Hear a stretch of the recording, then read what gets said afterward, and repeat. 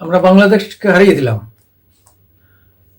আগে আফগানিস্তানকে হারিয়েছিলাম, এবার বাংলাদেশকে হারিয়ে দিলাম। আগে 47 রানে আফগানিস্তান হেরেছিল আমাদের হাতে, এবার বাংলাদেশ হারলো 50 রানে। তো ভালো লেগেছে। বাংলাদেশ একদম যে সারেন্ডার করেছে এমন নয়, লড়েছে। আমরা এটাই বলবো যে লড়েছে। আমাদের পার্শ্ববর্তী দেশ, ওরা আমাদের হিংসা করে, আমাদের ক্রিকেটকে ভয়ঙ্কর হিংসা করে, কিন্তু তবুও বলবো যে ওদের ছেলেরা খেলছে, উন্নতি করছে, আগের থেকে ভালো খেলছে, আরও ভালো খেলুক। এবং আমরা চাইবো সুপার 8-এ বাংলাদেশ উঠুক, তাহলে আরও মজা হবে খেলায়।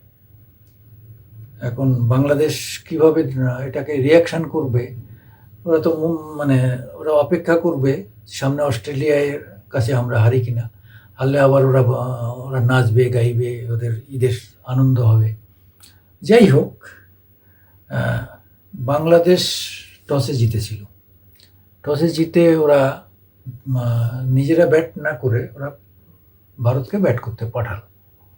যা হয়, ভারত রোহিত তো প্রথম বল থেকেই 6 ছক্কা, কোহলি তাই, ঋষভ পন্থ তাই, যে আসছে সে 6 ছক্কা মারছে, যা হয়।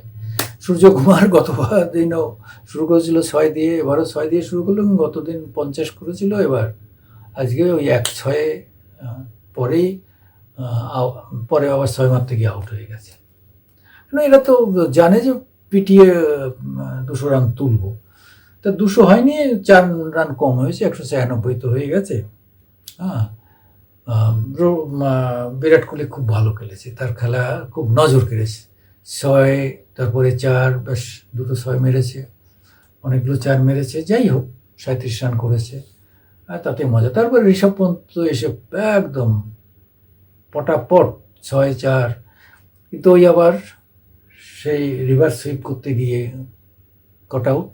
আগেও এই দুর্বলতা, মানে অনেক বলার পরেও সারে না। ও হঠাৎ করে একটা রিভার্স সুইপ মারার চেষ্টা করবে আর কট হবে। হ্যাঁ, সে আমার মনে আছে ডেভিড বুন আমাদের সঙ্গে খেলতে গিয়ে ঠিক একটা রিভার্স সুইপে কট বেন্ড হয়ে গেল আর হেরে গেল আমাদের কাছে।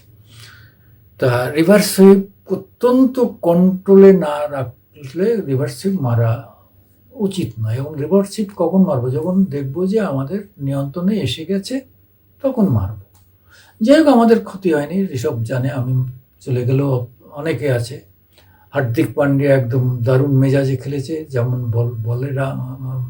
বলে উইকেট পেয়েছে, তেমন পে দিয়ে 50 রান করে নিয়েছে, একদম ঝাড় পে দিয়ে 50 রান করে নিয়েছে। মানে সবচেয়ে যখন একটু চাপে পড়ে গিয়েছিল ভারত, পরপর উইকেট খুঁয়ে, এবং রানও গতি কমে গেল, তখন ধরে নেওয়া হয়েছিল যে কষ্ট হবে, ভারত জিতবে কিন্তু একটু কষ্ট হবে। কিন্তু হার্দিক পান্ডিয়া আসার পরে যে প্যাদানি প্যাদালো, তারপরে আর পিছনে তাকানোর কোনো জায়গা ছিল না।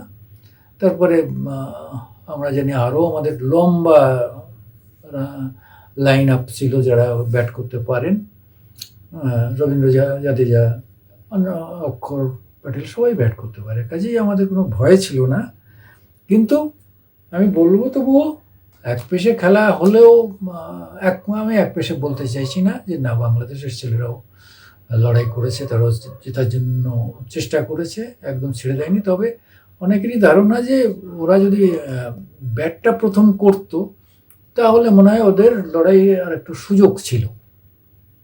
কারণ হচ্ছে যে ওই রান তুলতে তাড়াহুড়ো করতে গিয়ে অনেক উইকেট হারাতো ভারত, আর আরও ক্লোজ হতো, জিততে পারতো না, ক্লোজ হতো, ফাইটটা ক্লোজ হতো, এটা অনেকে বলছেন। যাই হোক, ওরা যেভাবে ভেবেছেন খেলেছেন, যাক, আগামী দিনে আরও ভালো হবে। আমরা চাই সুপার 8-এ বাংলাদেশ খেলুক, আমাদেরই প্রতিবেশী, আমাদেরই কাছের ভাই ওরা, কাজেই বাংলাদেশ আরও ভালো খেলুক। আমি মা মাটি মানুষের এডিটার, ইউটিউবের এডিটার, আমি সুকুমার দেবনাথ আপনাদের সামনে এসেছি, এবং আমরা আপনাদের কাছ থেকে লাইক, শেয়ার এবং আপনার যদি গালাগাল করতে হয় তাও করুন, হ্যাঁ, কিন্তু সমালোচনা করুন, কোনো অসুবিধা নেই। হ্যাঁ, দরকার হলে আমাদের একটু সাপোর্ট দিন এবং দয়া করে সাবস্ক্রাইব করুন। নমস্কার।